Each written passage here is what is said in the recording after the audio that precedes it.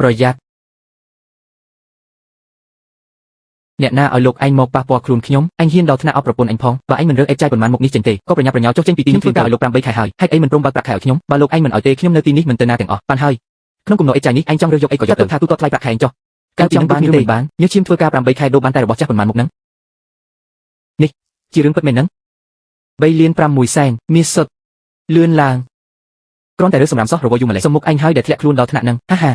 រើបានរបស់រលួយសោះចាត់ទុកដូចជារតនវត្ថុរូបពីមិនដែលស្គាល់ពិភពខាងក្រៅរបស់វាចុះខ្សែភ្លើងចាស់មួយកង់ហ្នឹងលក់បានតែប៉ុន្មានរយរៀលហ្នឹងបងចៅមិនក៏អូនមានអារម្មណ៍ថាដូចជាអីមិនស្រួលចរិតរឹងរូសដូចជារូបគាត់មិនក៏ព្រមបញ្ចប់ងារអញ្ចឹងពិតមែនជារឿងពិតមែនជារឿងពិតមែនតើសៀវយូពុកមានលុយហើយពុកប្រកាសជាដណ្ដើមសិទ្ធិ3បាច់ថែរក្សាកូនត្រឡប់មកវិញឲ្យបានថ្ងៃលោកពូចេញទៅឆ្វេងបត់តាមផ្លូវ3ផ្លុកទៀតទៅជាកន្លែងតិចខ្ញុំទទួលទិញតែគ្រឿងអលង្ការនិងវត្ថុបុរាណប៉ុណ្ណោះមកលក់មាសមនុស្សដូចជាលោកឯងហ្នឹងអាចមានមាសប៉ុន្មានក្រាមទៅគុំនៅទើភ្នែកនៅទីនេះប្រញាប់ចេញទៅបន្តិចទៀតលោកប្រធានត្រូវមកចុះត្រួតពិនិត្យហើយអាហារស្ទើរតែលេចនំលោកឯងមិនក៏អាចមានរបស់ខ្លាំងដល់ខ្ញុំមិនទទួលទិញទេណាពិតមាត់ហាងគ្រឿងអលង្ការហ៊ូសេងធ្វើអាជីវកម្មចាត់ទុកភ្ញៀវគ្រប់រូបជាអតិថិជនជាយ៉ាងកាលមកដែលដល់វេននាងមើងងាយមនុស្សតាមសម្លៀកបំពាក់អញ្ចឹងលោកប្រធានសឹមពិតមែនតើទម្ងន់រហូតដល់ទៅ12ជាឯណោះលទ្ធផលពិនិត្យចេញមកហើយមានកម្រិតសុខខ្ពស់ណាស់ផ្អែកតាមតម្លៃទីផ្សារបច្ចុប្បន្នសរុបទាំងអស់គឺ3លាន6សែនគត់ផ្ទេឲ្យខ្ញុំឥឡូវនេះបានទេ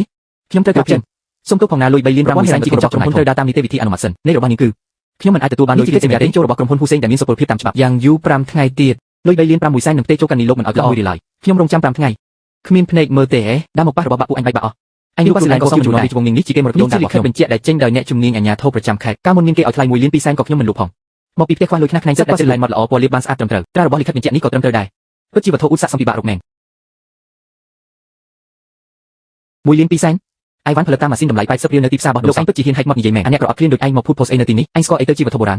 មកស្រែកដុល្លារនេះខ្វាក់មែនទេលិខិតបញ្ជាក់នៅទីនេះចាទោះបីជាលោកជាអតិថិជនតែផ្នែកពីតម្លៃវត្ថុបុរាណខ្ញុំក៏ធ្លាប់ទទួលការបន្សល់នៅលិខិតបញ្ជាក់ផ្លូវការនេះខ្ញុំបានពិនិត្យរួចហើយគឺគ្មានបញ្ហាទេ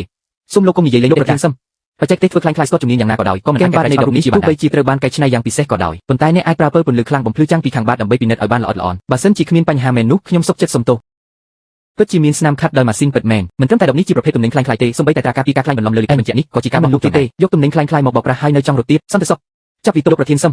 ខ្ញុំមិនដឹងថារបស់នេះខ្លាំងខ្លាយទេលើកលែងទោសឲ្យខ្ញុំចិនមិននឹកស្មានថាលោកមិនត្រឹមតែមានចរិតរៀបរយទេថែមទាំងជាអ្នកជំនាញវិតម្លៃរតនវត្ថុដ៏ពូកែម្នាក់ទៀតអរគុណលោកហើយដែលបានជួយពួកយើងកាត់បន្ថយការខាតបង់ដើររើសអេតចាយច្រើនឃើញរបស់ខ្លាំងខ្លាយច្រើនវាខ្លាយជាទម្លាប់ទៅហើយ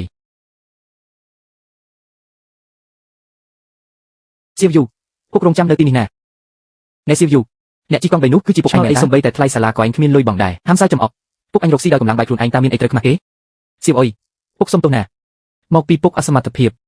ពុកខុសចំពោះកូនហើយពុកហាមនិយាយពាក្យនឹងទៀតចាំដល់ខ្ញុំធំឡើងខ្ញុំនឹងរកលុយឲ្យបានចាំដល់លុយ3លាន6សែនផ្ញើចូលកូននឹងទិញអ្វីដែលល្អបំផុតឲ្យកូនទាំងអស់ចិនសៃឆាងអញឈួតមែនទេនឹង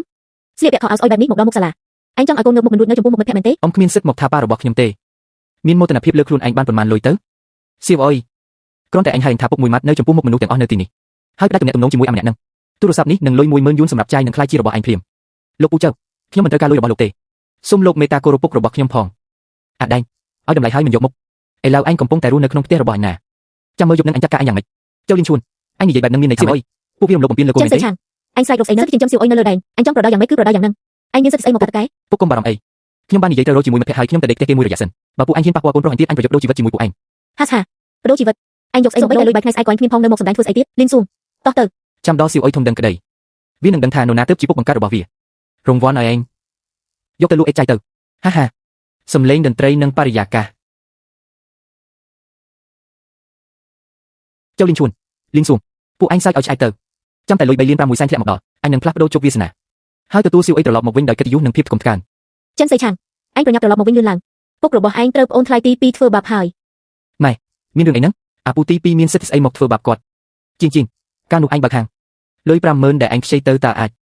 ហើយលោកអ៊ំធំអ៊ំនិយាយផ្លែលើពុកខ្ញុំទទួលសុទ្ធតែគម្រោងធំក្នុង1នាទីរកលុយបានរាប់សែនយួនណានឹងមានពេលទំនេរមកខ្វល់ពីរឿងឥតន័យរបស់ផ្ទះអញនោះមួយទៀតនរណាឃើញលិខិតជំពាក់លុយហ្នឹងដាហ្វុយនឹងជាលុយសង្គ្រោះជីវិតមួយគ្រួសារយើងណាជាងអូបន្លាយ10ឆ្នាំហើយបងសុំសំពាក់អង្គរញហើយទៅកុំមកធុញថប់រំខានខ្ញុំជាងមួយគ្រួសារខ្ញុំរស់នៅលេងកាត់ពិតមែនហើយដកដៃស្អុយចេញមកប៉ាស្អីហ្នឹងធ្វើឲ្យប្រឡាក់ខោអាវពុកអញមានលុយសង្អត់ចេញចង្រៃភ្នែកមែនមានតែ100យួនជាងនឹងឯងកាន់ហើយប្រញាប់ទៅកុំមកធ្វើឲ្យអត់គិតយកគេនៅទីនេះម៉ែនឹងពុករងចាំនៅផ្ទះចុះខ្ញុំនឹងត្រឡប់ទៅវិញឥឡូវនេះខ្ញុំទៅវិញឥឡូវហើយលុយ3លាន6សែនមិនទាន់វេមកទេឲ្យតែលុយចូលភ្លាមខ្ញុំលែងឲ្យពុកម៉ែទ្រាំរងការប្រមាថមើលងាយបែបនេះទៀតហើយបងស្រីគិតលុយចិនសៃឆាងទិញអីច្រើនម្លេះប្រញាប់ទៅសៃការនៅផ្ទះពូទី2របស់ឯងមែនទេសៃការឯងមិនទាន់ដឹងទេអី អូនជីដូនមួយរបស់ឯងបានធ្វើជារបស់ឯងយកមកចំចំហយ៉ាងធំអញ្ជើញភ្ញៀវពេញផ្ទះឯណោះ ពុកម៉ែខ្ញុំមិនបានទៅទេមែនទេ មិននឹងមិនទៅកើតអំបញ្ញមិញពូទី2របស់ឯងមកចាប់អូសទាញពុកម៉ែឯងទៅបាត់ហើយគេថាបងប្រុសបងស្រីខ្លាយត្រូវតែទៅចូលរួមយកមុខមាត់គេច្បាស់ជាគ្មានបំណងល្អទេ ចិនជីនជីនចិនដាហ្វុយថ្ងៃនេះបញ្ជីចាស់គិតគ្នាតែម្ដងឲ្យច្បាស់លាស់សំឡេងសើចនិងបរិយាកាសជប់លៀងនរណាប្រើឲ្យឯងមកហ្នឹងត្រឡប់ទៅវិញភ្លាមណែមិនមែនជាបងធំទេអីច្រមុះស្រួយគ្រាន់បើធំក្លិនហូបដល់ទីនេះទៀត អាមួយនឹងវានៅហ៊ានមកទៀតផងពិតជាអាប់អន់គិតទៅយកខ្លាំងណាស់តើ ពុកម៉ែពួកយើងទៅស៊ីឆាងអញឈួតហើយញ៉ាំសុំទោសលោកប្រធានចូលភ្លាមទៅយប់នេះធ្វើឲ្យលោកប្រធានចូលសប្បាយចិត្តគាត់អាចនឹងសងប្រាក់ 50000 នោះមកយើងវិញណាពុកលុយខ្ញុំអាចរកបានតែគុំទៅមើលទឹកមុខពួកវាអីយើស្អីគេចេះនំផុតកំណត់ពីនឹងចប់ជិកស្អុយមួយថងមកផ្ទះអញយកតែរបស់រកែតអញ្ចឹងមកហេចិនតាហ្វៃអញលើឡើងវិញភ្លាមនឹងជារបស់ទិញឲ្យពុកម៉ែខ្ញុំតាចិនស៊ីឆាងអញចង់បះបោះឬថ្ងៃនេះអញអញ្ជើញលោកប្រធានចូលមកអបអរតាហ្វៃឡើងធ្វើអ្នកគ្រប់គ្រងអញហ៊ានមកឡាននៅទីនេះផងទេ បងចៅសាក់ហេតុមើលទៅក្លិនញើឡើងស្អុយចង់ក្អួតទៅហើយប្រញាប់ដេញវាចេញទៅកុំឲ្យទាស់អារម្មណ៍ពួកយើង និយាយចឹងក៏មិនត្រូវដែរអង្គុយហូបបាយឆ្ងាញ់ក៏ត្រូវចែកឲ្យវាហិតក្លិនខ្លះដែរតើអញរត់មកធ្វើចរិតរកធំស្អីនៅទីនេះពិតមកទៅអញដឹងស្អីរឿងប៉ុណ្ណឹងមិនបាច់ប្រកែកគ្នានាំតែខាត់ទេចិនស៊ីឆាងឪពុកម្ដាយអញអសមត្ថភាពអញក៏ជាអាមនុស្សអត់បានការប្រញាប់សុំទោសលោកប្រធានចូលទៅជាងចូលកុំមកពីផ្លូវរកស៊ីស៊ីឆាងអញកាច់បន្តិចហើយកុំប្រកាន់ឯណាសុំអង្វរសងប្រាក់ 50000 នោះមកខ្ញុំវិញជាងក៏អញនៅមានមុខមកនិយាយទៀតមើលរូបរាងអញទៅប៉ុន្មានឆ្នាំនេះធ្វើឲ្យលោកមុខបណ្ណានោះជាប្រាក់ដែលពួកអញជំពាក់អញជាថ្លៃខូចខាតផ្លូវចិត្តជំពាក់លុយមិនសងហើយនៅមកវីបកទៀតចិនជាងជន់ហេតុអីបានជាអញខ្លាចជាមនុស្សបែបនេះឲ្យពួកឯងហើយប្រុសរើសទៅចិនស៊ីឆាងរើសទៅតើលោកប្រធានចូលនិស័យក្មេងនេះវារឹងរូសមិនដឹងអីទេលោកចិត្តទូលាយកុំប្រកាន់ឯណាគុំលោកមិនដឹងអីទៅហើយចុះលោកវិញក៏មិនដឹងអីដែរមែនទេមែនហើយចិនជាងក៏សុំទោសគេទាំងអត់មានចិត្តស្មោះត្រង់សោះបើឯងមិនដឹងក្បាលកន្ទុយបែបនេះទេប្រាក់ 50000 នោះជាតិនឹងគុំសង្ឃឹមថានឹងបានឲ្យសោះ ជាងជន់គាត់ជាបងប្អូនបង្កើតរបស់ឯងណាហេតុអីក៏ឯងចិត្តដេញបង្ខិតបង្ខំគាត់ដល់ថ្នាក់ហ្នឹងមិនចេះខ្មាស់គេសោះមួយគ្រួសារញ៉ៃដេញពួកវាចេញឲ្យផុតទៅល្អជាង ឲ្យតែសងប្រាក់មកខ្ញុំវិញទៅបានហើយពុកគុំសុំទោសគ្រួសារយើងមានកិត្តិយសមិនត្រូវអង្ក្បាលឲ្យពួកវាទេចិនស៊ីឆាងអញហ៊ានហាមពុកអញសុំទោសផងទេសុំទោសហេដើម្បីជើងក្អែកជើងខ្ងានហ៊ានជន់ឈ្លីគិតយកបងអូនបង្កើតនៅមានមុខមកនិយាយថាជាការសុំទោសទៀតទេអាយ៉ានាងលីននិយាយត្រូវមែនពួកឯងមិនចេះខ្មាស់គេមែនជេកជាមួយមនុស្សបែបហ្នឹងថោកទាបគិតយូរណាស់តាហ្វៃទៅយកប្រអប់កាដូពីនៅក្នុងឡានអញមកថ្ងៃនេះអញចិត្តល្អឲ្យពួកវាបានបើកភ្នែកមើលម្ដងបើកភ្នែកមើលឲ្យច្បាស់ទៅនេះជាកាដូដែលលោកប្រធានចូលជូនពុកអញស្រាក្រហមលំដាប់ខ្ពស់110និងយិនសិនព្រៃជើងឯកមួយដើមសរុបចិត្ត $20000 ស្មានថាមានមនុស្សខ្លះមួយជីវិតនេះទិញរបស់បែបហ្នឹងរួចមែនទេ អូហូលោកប្រធានចូលថ្លៃធ្នូពេកហើយឲ្យខ្ញុំទទួលយកបានយ៉ាងម៉េចទៅអាយុយឺនយូរចិនស៊ីឆាងអញសាច់ស្អីខ្ញុំសាច់ពួកអញអត់ស្គាល់របស់ល្អចិនស៊ីឆាងអញឈួតហើយមែនទេធ្លាប់ឃើញរបស់ថ្លៃធ្នូអត់បានជាហ៊ានមកនិយាយដែរថាស្រាក្រហមលំដាប់ខ្ពស់ទៀតមិនមែនជាទឹកស្ករលីអាកូទេអីយ៉ាងច្រើនថ្លៃតែ5 ចំណែកយិនសិនព្រៃនោះវិញគឺយករ៉ាឌីជ្រលក់ពណ៌ទឹកសុទ្ធសាធគ្មានតម្លៃមួយកាក់សោះនិយាយស្អីអញចំណាយលុយធំពឹងពាក់ខ្សែរ៉ាក់តម្រុំតែបានមកអូខេដឹងស្អីពួកអញនិយាយទៅទាំងអស់មកពីខ្ញុំមិនស្គាល់របស់អញ្ចឹងពួកអញរីករាយជាមួយវាម៉ែពួកយើងទៅចាប់ពីថ្ងៃនេះទៅគ្រួសារយើងទាំងពីរដាច់ស្រឡះពីគ្នាហើយពួកឯងមួយគ្រួសារនៅទីនេះសម្លឹងមើលកាដូធំនោះឲ្យឆ្អែតឆ្អន់ទៅលោកប្រធានចូលលោកគុំប្រកាន់ជាមួយអាមនុស្សស្រែចម្ការនោះអីថ្ងៃនេះខ្ញុំសូមតង់រស្មីលោកសាក់ស្រាក្រហមលំដាប់ខ្ពស់នេះបន្តិចហើយលោកប្រធានចូលចិនស៊ីឆាងវាវើក្បាលតាំងពីតូចមកម្លេះគុំប្រកាន់អីកែវនេះខ្ញុំជូនពរលោកអរគុណដែលបានមិនដែរឆ្ងាញ់អត់ស្រានេះប្រកាសជាខ្លាំងខ្លាយមែនមិននឹកស្មានថាត្រូវអាឡប់ចិនស៊ីឆាងនិយាយត្រូវសោះហាស្រាឆ្ងាញ់ស្រានេះពិតជាល្បីមិនខុសមែនជាប់មាត់រហូតឆ្ងាញ់មែនតាបងចៅស៊ុបយិនសិននេះញ៉ាំទៅមានកម្លាំងពេញខ្លួនហ្មងហាដឹងកាលៈទេសៈតាកុំព្រួយធ្វើការជាមួយអញឲ្យល្អថ្ងៃមុខមិនឲ្យខាត់បងទេដឹងតែពូចិននិងដាហ្វេស្គាល់របស់ល្អហើយស៊ីឆាងអើយអញទៅធ្វើឲ្យពូពីនឹងថៅកែចៅខឹងខ្លាំងហើយគេរករឿងសងសឹកគ្រួសារយើងធ្វើមិនទៅគ្រួសារយើងមិនតាំងនឹងគេឈ្នះពួកអ្នកមានទាំងនោះណាលុយ 50000 នោះចាត់ទុកថាចាក់ទឹកលើក្បាលតាហើយម៉ែអញក៏គ្មានឆ្នាំលេបដែរជីវិតនេះរស់នៅមិនទៅលោកឲ្យពុកម៉ែស្ងប់ចិត្តសិនទៅចាប់ពីថ្ងៃនេះទៅមិនថាពូពីឬចៅលីនឈួនទេគ្មានសិទ្ធិមកមើលងាយពួកយើងទៀតឡើយស៊ីឆាងដល់ពេលនេះហើយអញនៅតែឧទាបប្រពន្ធកូនត្រូវអញធ្វើឲ្យបាត់បង់អស់ហើយអញលបបែបនេះលុយ 50000 ក៏យកមកវិញមិនបានដែរអញចង់ធ្វើឲ្យនឹងម៉ែដាច់ខ្យល់ស្លាប់មែនទេតាស្វីឲ្យកុំប្រកាន់នឹងកូនអីអញអាយុជិត40ឆ្នាំហើយឥឡូវនៅតែគ្មានបានការទៀតអញមិនទាឲ្យឯងមានបានធំដុំទេតែសូមឲ្យធ្វើមនុស្សត្រឹមត្រូវធ្វើការស្រួលបួលកុំច្បេកពុកខ្ញុំមានលុយហើយគ្រួសារយើងមិនបាច់មើលមកគេរងការជិះជាន់ទៀតទេអាអកតញ្ញោឯងនេះដល់ពេលនេះហើយនៅតែយកសពទៀតមកដល់ហើយទីបំផុតមកដល់ហើយស៊ីឆាងអញកាត់អីហ្នឹងម៉ែពុកមើលខ្លួនអញទៅរយពាន់ម៉ឺនសែន3លាន6សែននេះជារឿងអីទៅលុយនេះបានមកពីណាកូនប្រាប់ពុកតាមត្រង់មកផ្ទះយើងក្រមែនតែមានកិត្តិយសរឿងខុសច្បាប់ដាច់ខាតកុំធ្វើឲ្យសោះណាលុយនេះស្អាតស្អំទេកូនពុកមានសមត្ថភាពហើយនេះជាលុយដែលកូនរកបានដោយសមត្ថភាពផ្ទាល់ខ្លួនទៅថ្ងៃមុខពុកម៉ែមិនបាច់ទ្រាំរង់ទុកទៀតទេ3លាន6សែនផ្ទះយើងធ្លាប់ឃើញលុយច្រើនថ្នាក់ហ្នឹងពីកាលណាមេឃមានភ្នែកហើយទីបំផុតបានងើបមុខមាត់ហើយអាលោកអ្នកណាគេហ្នឹងជំរាបសួរលោកចិននាងខ្ញុំសិនហ៊ឺអ៊ីមកពីហាងពេជ្រភូសេងខាងកណេឲ្យបានរៀបចំរឿងរួចរាល់ហើយលុយ3លាន6សែនទទួលបានលុយហើយអរគុណច្រើនលោកស្រីសិន គួរតែនាងខ្ញុំជាអ្នកអរគុណលោកវិញទេរឿងជើងពៀនខ្លាំងៗលើកមុនបើគុំតែបានលោកភ្នែកមុតស្រួចម៉ាក់សញ្ញាហាងពេជ្រគូសេងមុខជាត្រូវខូចខាតអស់ហើយ រឿងបន្តិចបន្តួចហ្នឹងមិនអីទេគ្រាន់តែជួយបន្តិចបន្តួចប៉ុណ្ណោះលោកស្រីសិនមានការអីទៀតមែន ស្អែ ទេ កនេះមានការដេញថ្លៃផ្សារត្បូងជក់ធំជាងគេបង្អស់ ផ្សារត្បូងជក់ហេ មានមនុស្សមិនតិចទេធ្លាប់កាត់បានត្បូងកម្រនៅទីនោះហើយខ្លាចជាអ្នកមានត្រឹមមួយយប់ប៉ុន្តែអ្នកខាតបង់អស់ពីខ្លួនក៏មានច្រើនដែរ ផ្សារត្បូងជក់មានប្រព័ន្ធមើលធ្លុះស្រាប់មិនបាច់កាត់មើលក៏មើលធ្លុះតម្លៃដែរគ្មានហានិភ័យអីបន្តិចសោះផ្សារនេះសម្រាប់ខ្ញុំដូចជាទូអែមធ្វើឡើងតម្រូវខ្លួនឯងអញ្ចឹងគ្មានបញ្ហាទេខ្ញុំអាចទៅមើលបាន ព្រមគ្នាតាមនឹងចុះម៉ោង 9 ព្រឹកស្អែកនាងខ្ញុំឲ្យឡានទៅទទួលលោក ផ្លូវផ្លាស់ប្ដូរវាសនារបស់ចិនស៊ីឆាងនឹងចាប់ផ្ដើមជាផ្លូវការចាប់ពីថ្ងៃស្អែកទៅ អញ្ជើញឡើងឡាន លោកស្រីសិនរំខាន លោក ហើយ ចិនមានសមត្ថភាពអស្ចារ្យយ៉ាងនេះនាងខ្ញុំស្មានតែលោកនៅក្នុងកន្លែងស្គមស្កៃជាងនេះថ្ងៃនេះមកទទួលធ្វើឲ្យនាងខ្ញុំភ្ញាក់ផ្អើលបន្តិចដែរ ទម្លាប់ហើយផ្ទះសម្រាប់ខ្ញុំឥឡូវគ្រាន់តែជាកន្លែងដេកប៉ុណ្ណោះ លោកចិនពិតជាមនុស្សគួរឲ្យចាប់អារម្មណ៍មែនលោកនិយាយត្រូវហើយមានភ្នែកច្រាស់ថ្លាយ៉ាងនេះនៅឯណាក៏មិនសំខាន់ដែរ លោកស្រីសិនថ្ងៃនេះនៅផ្សារមានដំណឹងពិសេសអីអត់ ផ្សារថ្ងៃនេះធំជាងគេក្នុង100ពេល10ឆ្នាំនេះគឺថាមានត្បូងចាស់ក៏មកជាច្រើនក្នុងរង្វង់អ្នកលេងត្បូងថែមទាំងនិយាយថាថ្ងៃនេះមានភាគរយខ្ពស់អាចចេញត្បូងអធិរាជបៃតងថ្នាក់កម្ពុជាទៀតផង ត្បូងអធិរាជបៃតងចឹងពិតជាគួរឲ្យទៅមើលមែន តែថាមនុស្សច្រើនភ្នែកច្រើនការប្រកួតប្រជែងថ្ងៃនេះប្រកាសជាតឹងតែងខ្លាំងហើយឬថាជើលីងឈួននៃធានឆាំងគ្រប់ដារ៉េអង្គាសប្រាក់គ្រប់កន្លែងធ្វើរឿងធំដុំម្លេះដើម្បីតែដេញថ្លៃយកដីភាគខាងជើងក្រុងនោះប្រហែលជាធ្វើឲ្យកញ្ជ្រោលពេញទីផ្សារមិនខានទេមើលទៅ ពិតជាជួបផ្លូវចង្អៀតមែនតើមើលទៅឆាកល្ខោនថ្ងៃនេះប្រកាសជាជក់ចិត្តខ្លាំងហ្មងយកនេះមិនមែនជាចិនស៊ីឆាងអ្នកបោះសម្អាតថ្នាក់ទៀតនោះទេអីមិនដែរដូរមុខរបរមកធ្វើជាអ្នកបម្រើហើយហេ ស្លៀកពាក់អាវធំជួលគេសោះស្មានតែខ្លួនឯងខ្លាយខ្លួនណាស់ទៅមនុស្សអាក្រក់ដូចជាឯងទោះជាដូរស្បែកក៏នៅតែមិនបាត់ក្លិនស្អុយដែរលោកប្រធានជើនិយាយឲ្យគូសមបន្តិចទៅលោកចិនជាទីប្រឹក្សាដែលខ្ញុំអញ្ជើញមកដោយផ្ទាល់បើពួកឯងនិយាយមិនចេះគិតទេបិទមាត់ទៅយោខ្ញុំស្មានតែមានរឿងអីអាយុជិត40ឆ្នាំទៅហើយនៅចង់ធ្វើខ្លួនជាប្រុសក្មេងស៊ីលុយស្រីទៀតនិយាយចេញទៅមិនខ្លាចគេសើចចំអកទេអី កន្លែងនេះមានវេននាងនិយាយដែរហេ ចិនស៊ីឆាងឯង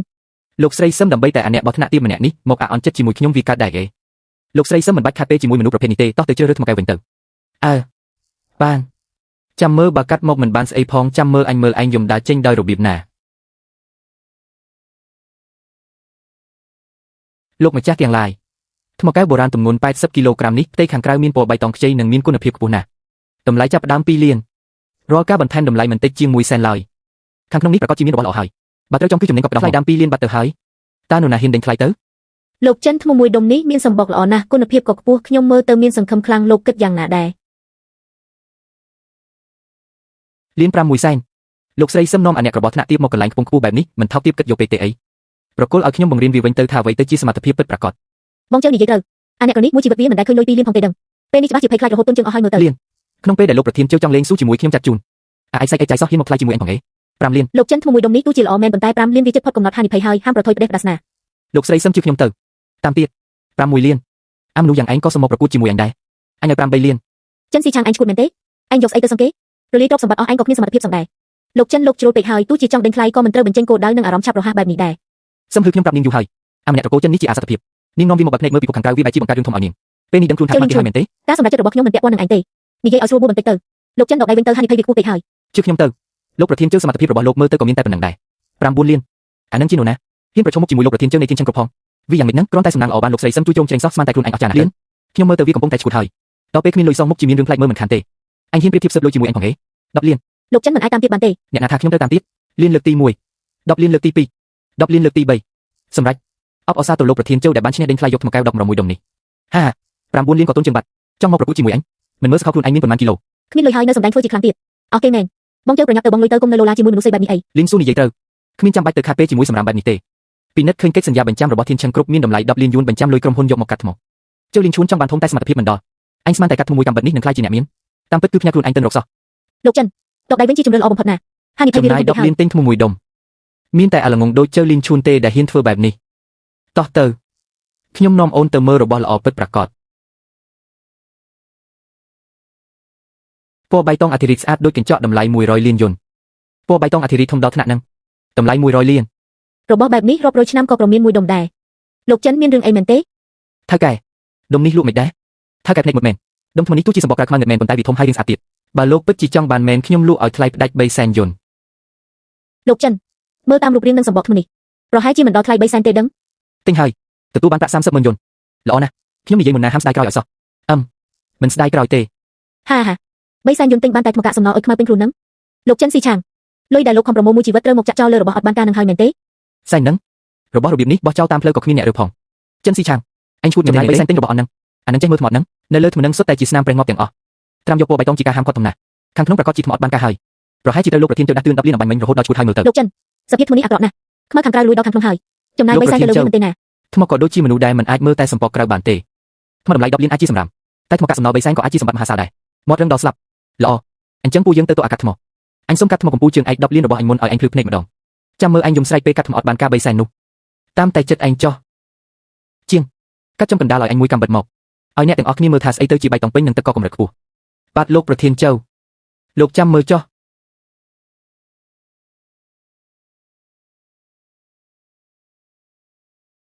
ផងហើយសាច់ថ្មខាងក្នុងប្រេះស្រាំអស់ហើយសូម្បីតែធ្វើត្បូងមិនតង់តូចមួយក៏មិនកើតផងខាត់បងទេលេងហើយមិនអាចទេទឹកកកកម្រិតខ្ពស់របស់អញ10លានរបស់អញក្រុមហ៊ុនរបស់អញ មិនក៏ចឹងរលាយអស់ហើយ ផងហើយ10លានទិញបានតែថ្មចម្លាក់ធំមួយដុំសោះអញផងហើយយ៉ាងម៉េចចិនស៊ីឆាងអាហ្វុងបីសែនដែលអញទិញមកនោះសូម្បីតែលីមកឆ្កែក៏មិនមើលផងកាត់ឲ្យវាកាត់ឲ្យខ្ទេចទៅចៅលីងឈួនខ្ញុំពិតជាកោតសរសើរស្មារតីរបស់អញមែនទើបតែចាញ់អស់10លានសោះនៅមានមុខមកដុល្លារនៅទីនេះទៀតហើយយ៉ាងម៉េចអញចាញ់10លានក៏អញនៅតែអាចងើបឈរឡើងវិញបានដែរចំឯងជាអាចបានការដូចឯងអស់បីសែននេះហើយមួយជីវិតនេះគុំសង្ឃឹមថាងើបក្បាលរួចឲ្យសោះបងប្រុសថ្មចាស់អត់បានការរបស់ឯងនេះកាត់មួយកំបិតទៅសុទ្ធតែហើយពូចំកណ្ដាលតែម្ដងទៅឡែស្លាប់ឆាប់បានការជាថ្មីឆាប់គុំនិយាយច្រើនកាត់តាមខ្សែនេះបើកមុខបន្តិចមកកាត់យឺតគុំឲ្យប៉ះសាច់ត្បូងខាងក្នុងណា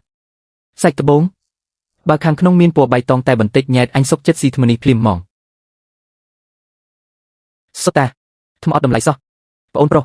ខ្ញុំប្រាប់អញហើយតើថាថ្មនេះជាថ្មសំណល់សោះខ្ញុំធ្វើការខាងនេះ30ឆ្នាំហើយថ្មបែបណាក៏ធ្លាប់ឃើញដែរអាមួយនេះចំណាយ3សែនទិញដុំថ្មចង់យកសពទាំងថ្ងៃឬអីលោកចិនមិនអីទេណាផ្្លាត់ស្នៀតម្ដងកាលមិនអីទេន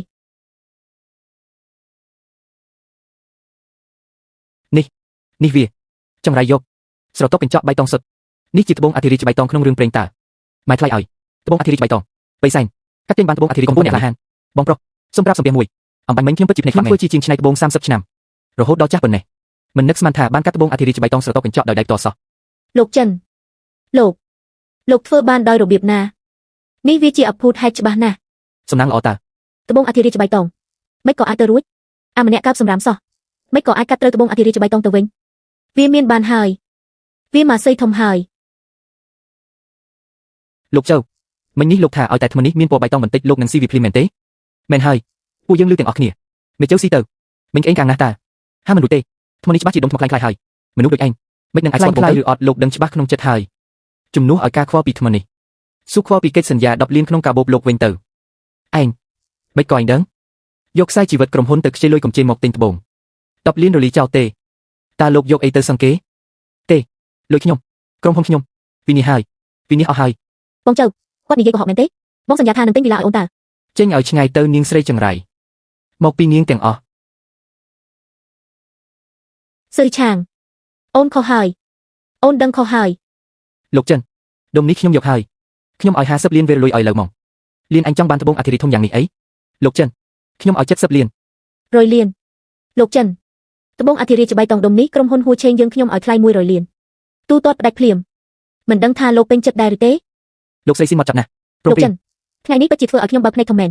ត្បូងអធិរាជបៃតងស្រទាប់កញ្ចក់ធំយ៉ាងនេះក្រុមហ៊ុនហួឆេងក៏ទើបតែទិញបានជាលើកដំបូងដែរចាប់ពីថ្ងៃនេះទៅលោកគឺជាភ្ញៀវកិត្តិយសដ៏ខ្ពង់ខ្ពស់បំផុតរបស់ក្រុមហ៊ុនយើងខ្ញុំហើយ103លាន3សែនអាវ៉ាពុកសន្យានឹងកូនចុងក្រោយពុកអាចធ្វើបានហើយស៊ឺឆាងប៉ុន្មានថ្ងៃនេះដើរចេញក្រៅពីព្រលឹមតូលប្រឡុកមិនដឹងជារវល់អីទេតាស់ចាស់កាលពីលើកមុននៅផ្ទះអាទី2ឆ្លុះគ្នាយ៉ាងហ្នឹងក្នុងចិត្តខ្ញុំមិនស្ងប់សោះរវល់បន្តិចល្អហើយបញ្ជាក់ថាវាមានសមត្ថភាពពិតប្រាកដរវល់ទៅទើបជីវភាពយើងធូរញាពុកម៉ែអាវ៉ាខ្ញុំមកវិញហើយថ្ងៃនេះផ្ទះយើងបានហូបឆ្ងាញ់ហើយពុកបើកប្រាក់ខែហើយអីមិនបាច់ទិញថ្លៃយ៉ាងហ្នឹងទេហូបអីក៏បានដែរ38អាខោអាមួយជុតនេះអញទៅខ្ចីពីណាទៀតហើយអញកំពុងធ្វើអីហ្នឹងគ្រូសាយើងក៏មែនប៉ុន្តែហាមដាច់ខាត់មិនឲ្យទៅបោកប្រាស់គេទេណា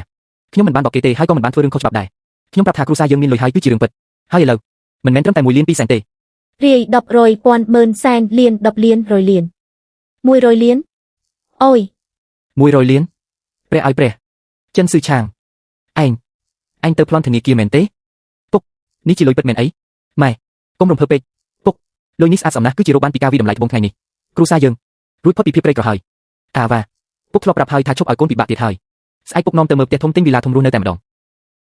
ពួកយើងរើចេញពីកន្លែងចង្រៃនេះទៅរឿងទីផ្សារត្បូងពេជ្របងប្អូនទាំងអស់បានលឺអស់ហើយតើពេលណាទៅសងលុយលោកនិយាយពេលឲ្យខ្ញុំប្រហែលថ្ងៃនេះនៅមានក្រុមហ៊ុនអនាម័យធានខ្ញុំនឹងយកវាទៅដាក់បញ្ចាំភ្លាមដកសាច់ប្រាក់ភ្លាមហ្មងហេយកក្រុមហ៊ុនចង្រៃរបស់អញទៅបញ្ចាំបានលុយប៉ុន្មានទៅ3ថ្ងៃបើ3ថ្ងៃទៀតមិនឃើញលុយទេអញដឹងលទ្ធផលហើយត្រូវហើយអញនៅមានលុយអាប់អូនចិនជាជននៅមានប្រាក់កម្រងនិងប្រាក់វិនិយោគរបស់គ្រួសារពួកវាទៀតលោកប្រធានចៅគម្រោងធំដែលលោកនិយាយកាលពីម្សិលមិញចំណេញច្បាស់ណាស់មិនខាតទេអាដាហ្វីផ្ទះខ្ញុំអាចធ្វើការជាមួយលោកបានពិតជាសំណាងដែលបានសាងពីជាតិមុនមែនបងចិនអើយក្មេងដាហ្វីនេះឆ្លាតណាស់ខ្ញុំសុខចិត្តជួយវាប៉ុន្តែគម្រោងនេះវគ្គដំបូងត្រូវមានលុយតម្កល់ ផ្នែករបស់ខ្ញុំបានដាក់ចូលរួចហើយចុះខាងបងវិញលោកប្រធានchâuកុំបារម្ភខ្ញុំបានយកផ្ទះចាស់នៅផ្ទះទៅបញ្ចាំអស់ហើយអ្វីដែលខ្ចីបានគឺខ្ចីអស់ហើយលោកប្រធានchâuទីនេះមាន1-2លានសង្ឃឹមលើលោកទាំងស្រុងហើយកុំបារម្ភតាមអញchâuលីនឈួននេះធានាថាមានហូបចុកស្រួលរហូតតែថាដាហ្វីឲ្យលុយដែលអញទៅខ្ចីគេខាងក្រៅការប្រាក់មិនទៀបទេដឹងមានលោកប្រធានchâuជួយដឹកនាំការប្រាក់ប៉ុណ្ណឹងមិនចោតជាបញ្ហាទេត្រូវហើយចាំពេលទូទាត់ប្រាក់គម្រោងរួចលុយប៉ុណ្ណឹងរឿងអី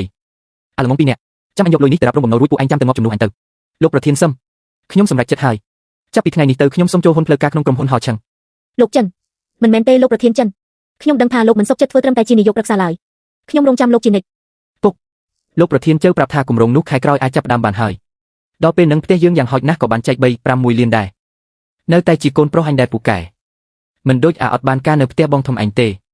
បោះសម្រាមមួយជីវិតក៏រកមិនបានសំបីតែកំតិចលុយរបស់យើងដែរបងឡុងមិនក៏បងមកដល់ទីនេះមិនទាន់ដល់ថ្ងៃសងលុយតាសងក្បាលម៉ែឯងស្អីខ្សែសង្វាក់ហិរញ្ញវត្ថុរបស់châuលីនឈួនត្រូវបានដាច់វាប្រមូលលុយក្រុមហ៊ុនរត់បាត់ហើយមិនអាចទេលោកប្រធានchâuកាពីម្សិលមិញទៅតែទទួលលុយដំណើរ1-2លានពីពួកយើង1-2លានរបស់ពួកឯងត្រូវវាយកទៅរ៉ាប់រងបំណុលបាត់ហើយឥឡូវវារត់បាត់ហើយមើលកិច្ចសន្យាឲ្យច្បាស់សរសេរច្បាស់លើក្រដាស់ខ្មៅគឺជាហត្ថលេខារបស់កូនប្រុសឯងទាំងដើមទាំងការ1-2លានបងឡងឯងត្រូវតែសងពួកយើងត្រូវគេបោកហើយនឹងជាលុយបញ្ចាំផ្ទះរបស់ពួកយើងណាឥឡូវពួកយើងគ្មានសល់សំបីមួយកាក់អញមិនខ្វល់ថាឯងត្រូវគេបោកទេជំពាក់បំណុលត្រូវតែសងជាច្បាប់ធម្មជាតិឲ្យពេលពួកអញ2ថ្ងៃទៀតបើគ្មានលុយទេពួកអញមិនត្រឹមតែរកអូសយកផ្ទះទេ43ថែមទាំងទៅចាត់ចែងនៅកន្លែងធ្វើការកូនប្រុសអញទៀតឲ្យគ្រួសារពួកអញមួយជីវិតនេះមិនហ៊ានងើបមុខមើលមុខគេឡើយទៅចប់អស់ហើយផ្ទះក៏បាត់បង់ថែមទាំងជំពាក់បំណុលវ៉ាន់ទៀតជីវិតនេះរស់នៅកាត់អីទៀតអាចៅលីនឈួនអត្តចានវាបងរុញគ្រួសារយើងឲ្យដល់ផ្លូវរួមក្រុមហ៊ុនហោឆឹងបានចំណាយប្រាក់100លានទិញយកត្បូងភ្នែកនាគលំដាប់កំពូលនេះពុកម៉ែមើលលឿនឡើងមើលវីដេអូនេះមើលស្អីមិនប្រញាប់គិតរកវិធីរកលុយទេនេះគឺជាចិនស៊ីឆាងប្រកាសជាអត់បានការចិនស៊ីឆាងហើយវាចែកបានត្បូងភ្នែកនាគលក់បាន100លានវាខ្លាចជាមហាសេដ្ឋី100លានហើយស្អីគេ100លានវាមកពីណាបានសំណាងធំយ៉ាងហ្នឹងរឿងល្អបែបនេះមិនក៏មិនដែលធ្លាក់មកលើគ្រួសារយើងសោះអញ្ចឹងពុកបំណុល1-2លានដែលយើងជំពាក់គេនឹងស្មើស្អីទៅវាមិនចិត្ត200លានឯណោះគ្រាន់តែជំរិតយកពីដៃវរបន្តិចបន្តួចបំណុលគ្រួសារយើងនឹងត្រូវសងអស់ហើយត្រូវហើយអញគឺជាពូបង្កើតរបស់វាឈាមខាប់ជាងទឹកឥឡូវវាមានបានហើយហេតុអ្វីមិនមើលថៃយើងលុយ100លានរបស់វាត្រូវមានពាក់កណ្ដាលជារបស់គ្រួសារយើងប៉ុន្តែពុកកាលពីលើកមុនពួកយើងឆ្លោះគ្នាទាំងសរសៃខ្លាំងណាស់វាប្រកាសជាមិនឲ្យទេហេមនុស្សកាន់តែមានគឺកាន់តែខ្លាចខ្មាស់គេថ្ងៃស្អែកពួកយើងកាន់បដាទៅបាំងនៅច្រកទ្វារក្រុមហ៊ុនហោឆឹងហ្មងអញមិនជឿទេនៅចំពោះមុខអ្នកស្រុកអ្នកភូមិទាំងអស់វាហ៊ានដាច់ចិត្តមិនទទួលស្គាល់សាច់ញាតិបង្ខំឲ្យពូបង្កើតស្លាប់ដោយសារពីអាស្រូវនោះចិនស៊ីឆាងឲ្យពួកអង្គវរែងហើយឥឡូវអញមានទ្រព្យសម្បត្តិ100លានប្អូនជីដូនមួយអញត្រូវគេបង្ខំដល់ផ្លូវតហើយអញសុកចិត្តឈោមើលគ្រួសារយើងស្លាប់ទាំងរស់អញ្ចឹងឬលាក់លីមិនសកាឲ្យឆ្កែស៊ីអស់ហើយហ្នឹងលោកអ្នកចិត្តល្អទាំងអស់គ្នាជួយកាត់សេចក្តីផងមើលកាលនោះគ្រួសារពួកយើងខំលុកទាំងឆ្នាំងដែកដើម្បីឲ្យវាបានរៀនលោកប្រធានចិនមនុស្សក្រុមនេះពិតជាមកក្រាស់គ្មានអៀនខ្មាស់មែនឲ្យចៅវាយចាត់ការមនុស្សមកបោះស្រាយទៅល្អទេមិនបាច់ទេក្នុងពេលដែលពួកវាយកមុខមកឲ្យគេមើលបែបនេះអញ្ចឹងខ្ញុំចុះទៅជួបពួកវាដោយផ្ទាល់តែម្ដងអត់មានធម៌ក្តីមេត្តាទេក្មួយបង្កើតខ្លាចជាមហាសេដ្ឋីរាប់លានបែរជាបណ្ដោយឲ្យគ្រួសារពូបង្កើតដាច់ពោះស្លាប់ចិនស៊ីឆាងឯងព្រមចេញមុខមកហើយហេអាមនុស្សគ្មានបេះដូងកាលនោះទេអញក៏រហូតគ្មានបាយស៊ីគឺអញខំលុកទាំងឆ្នាំងដែកដើម្បីខ្ចីលុយឲ្យទេអញណាចិនស៊ីឆាងយកដល់មុខយើងជាសាច់ញាតិនឹងគ្នាផងយក10លានមកឲ្យគ្រួសារយើងមកពួកយើងឈប់មកលុកលាក់ទៀតហើយលុកទាំងឆ្នាំងដែកអញ្ចឹងហេមិនក៏អញចាំថាឆ្នាំមុនអញបានប្រគល់ទ្រព្យសម្បត្តិ50000ឲ្យទៅអញទាំងអស់រហូតមកដល់ឥឡូវក៏មិនទាន់សងវិញផងឈិនជាជនអញហ៊ានមកនិយាយរឿងមនោសញ្ចេតនាសាច់ញាតិជាមួយអញផងអេពួកអញទី10លានមិនមែនចង់យកទៅប៉ះពលកំហុសដែលចូលលីនឈួនរត់ចោលហើយជួយសងបំណុល1.2លានជំនួសវាទេហេអញនិយាយផ្ដេសផ្ដាសអីបំណុលស្អីគេគិតថារឿងអាក្រក់ដែលពួកអញសាងនៅខាងក្រៅគ្មាននរណាដឹងមែនទេសន្តិសុខទិញអាពីរអ្នកបង្កចំនួននេះចេញទៅបើហ៊ានមកទៀតបញ្ជូនទៅនាយកដ្ឋានច្បាប់របស់ក្រុមហ៊ុនចាត់ការតាមផ្លូវច្បាប់ភ្លាមស៊ីឆាងកុំធ្វើអញ្ចឹងអីពួកដឹងខុសហើយកាលនោះមិនគួរធ្វើបែបនោះដែរអញសោះពួកយើងត្រូវបានចូលលីនឈួនបោកប្រាស់យ៉ាងវេទនាណាស់បងប្រុសខ្ញុំដឹងខុសពិតមែនហើយពួកយើងតបផ្លូវហើយទៅមកពឹងពាក់បងបែបនេះមេត្តាសង្គ្រោះពួកយើងផងទៅពួកយើងមិនហ៊ានទៀតទេយកដល់មុខអញខ្ញុំនឹងឲ្យឱកាសចុងក្រោយដល់ពួកឯងលោកស្រីប្រធានសិនឃ្លាំងផ្នែករដ្ឋបាលក្រុមហ៊ុនយើងនៅខ្វះអ្នកលើកអីវ៉ាន់2នាក់មែនទេចាសខ្វះផ្ដល់ទាំងបាយនិងកន្លែងស្នាក់នៅប្រាក់ខែ 4.00 ក្នុងមួយខែធ្វើការនៅឃ្លាំងទៅប្រាក់ខែរាល់ខែក្រៅពីទុកថ្លៃចំណាយប្រចាំខែបន្តិចបន្តួចប្រាក់ដែលនៅសល់ទាំងប៉ុន្មានត្រូវកាត់យកទៅសងបំណុលពួកឯងព្រមធ្វើឬមិនព្រមធ្វើពួកយើងព្រមធ្វើអរគុណស៊ីឆាងអរគុណដែលឲ្យបាយពួកយើងនឹងខំធ្វើការឡើងវិញធ្វើជាមនុស្សល្អឡើងវិញបងប្រុសខ្ញុំខុសហើយថ្ងៃមុខខ្ញុំនឹងធ្វើការស្មោះត្រង់រកលុយដោយដៃទាំងពីរឈប់ដើរផ្លូវវិកវេទៀតហើយលោកប្រធានក្រុមប្រឹក្សាពិបាលចិនរបាយការណ៍ហិរញ្ញវត្ថុខែមុនចេញហើយណា40តាំងពីលោកចូលរួមទុននិងទទួលមើលការខុសត្រូវលើការវិតម្លៃត្បូងបុរាណមកប្រាក់ចំណេញពីកិច្ចសន្យារបស់យើងកើនឡើងដល់ទៅ5ដង ឥឡូវនេះយើងបានក្លាយជាក្រុមហ៊ុនកំពូលក្នុងវិស័យគ្រឿងអលង្ការប្រចាំខេត្តហើយគេនិយាយថាភ្នែកទាំងគូរបស់លោកពិតជាភ្នែកទឹកមែន លោកស្រីសិនលើកសរសើរពេកហើយបើកាលនោះគ្មានភ្នែកបរិសុទ្ធរបស់អ្នកមើលឃើញតម្លៃខ្ញុំទេក៏ខ្ញុំគ្មានថ្ងៃនេះដែរពួកយើងគឺជួយជ្រោមជ្រែងគ្នាទៅវិញទៅមកតើ ត្រូវហើយអំបញ្ញមិញលើខាងផ្នែកច្បាប់និយាយពីរឿងក្រុមហ៊ុនគៀនឆឹងជើលីនឈួនដោយសារតែដាច់ខ្សែសង្វាក់ដើមទុនទាំងស្រុងទ្រព្យសម្បត្តិទាំងអស់ក្រោមឈ្មោះវាកំពុងត្រូវរៀបចំទូទាត់បំណុលវាបានទទួលការប្រទានទូដែលវាស័ក្តិសមនឹងទទួលបានហើយ វាលោភលន់ពេកអ្វីគ្រប់យ៉ាងគឺមកពីសកម្មភាពរបស់វាខ្លួនឯងទាំងអស់ ស៊ីឆាងអារម្មណ៍និងផ្លូវចិត្តរបស់អ្នកពេលនេះពិតជាប្លែកខុសពីមុនមែនណា ថ្ងៃនេះជាថ្ងៃពិសេសណាស់ណាពុកម៉ែនិងអាវីបានធ្វើម្ហូបមួយទំពេញនៅផ្ទះរងចាំតែអ្នកម្នាក់ទៀតទេ លោកពូនិងអ្នកមីងចូលផ្ទះបាយធ្វើម្ហូបដោយផ្ទាល់អញ្ចឹងខ្ញុំត្រូវតែភ្លក់ឲ្យបានច្រើនហើយ លោកស្រីសិនពូសុំលើកកែវជូនពរសំណាងបានក្មួយជួយជ្រោមជ្រែងស៊ីឆាងគ្រួសារយើងទើបពីអ្នកកញ្ចាស់ពួកយើងមានថ្ងៃនេះ លោកពូចិនគូសំពេចហើយខ្ញុំទិនសិនហើយម្ហូបទាំងនេះធ្វើឆ្ងាញ់ខ្លាំងណាស់ឆ្ងាញ់ជាងភោជនីយដ្ឋានទំនើបដែលខ្ញុំធ្លាប់ញ៉ាំទៅទៀតបើចូលចិត្តញ៉ាំថ្ងៃក្រោយមកញ៉ាំរាល់ថ្ងៃមកមីងធ្វើឲ្យញ៉ាំរាល់ថ្ងៃតែម្ដងក្មួយសិនអើយស្អាតបាត់ហើយចិត្តល្អទៀតអ្នកណាបានរៀបការជាមួយក្មួយប្រកាសជាមានបុណ្យសំណាងសាំងពីជាតិមុនហើយ លោកយាយរឿងនឹងចាំបាច់សួរទៀតអីប្រកាសជាឪពុកខ្ញុំរៀបការជាមួយអ្នកមីងសិនហើយអ្នកមីងសិនអូមិនមែនទេអ្នកម៉ាក់ស្វាគមន៍តែបានជួបមុខមកគ្រួសារយើងអាខូចនេះ អាវីអញកុំនិយាយផ្ដេសផ្ដាស់មើល អាខូចអញនិយាយមិនទាន់អស់ចិត្តទៀតមែនទេប្រញាប់ញ៉ាំបាយរបស់អញទៅមុខពុកឡើងក្រហមដល់គល់រហើយនៅសំដែងទៀតហាហាគ្មាននិយាយគ្មានប្រកាន់ទេគ្មាននិយាយគ្មានប្រកាន់ទេតម្លៃត្បូងពេជ្រមានតម្លៃប៉ុន្តែការកក់ក្ដៅនឹងការនៅក្បែរគ្នានៅពេលនេះ